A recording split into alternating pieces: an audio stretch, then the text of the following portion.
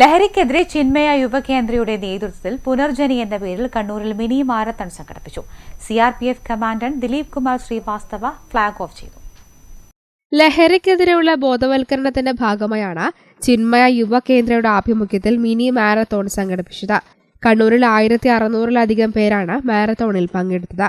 DSC centre, naval academy, വിദ്യാഭ്യാസ സ്ഥാപനങ്ങൾ, residence അസോസിയേഷനുകൾ, സ്പോർട്സ് ക്ലബ്ബുകൾ, Kannur cycling club, pink Riders തുടങ്ങിയവയെല്ലാം മിനി മാരത്തോണിൽ പങ്കാളികളായി.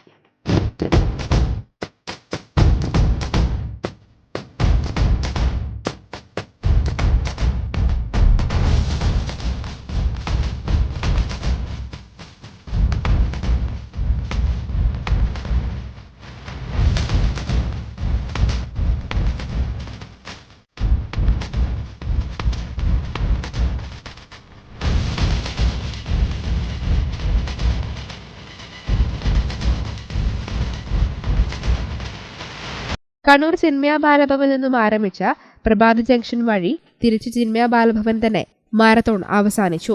തുടർന്ന് താണ MGS കളരി സംഘം വിദ്യാർത്ഥികളുടെ കളരി പ്രകടനവും നടന്നു. പരിപാടിയിൽ brigadier KT Gopalakrishnan, lieutenant colonel Rajendra Baroda, Sudheer Chaitanya, KK Rajan, Mahesh Balika, Vineesh Rajagopalan, doctor KM Sooraj തുടങ്ങിയവർ പങ്കെടുത്തു.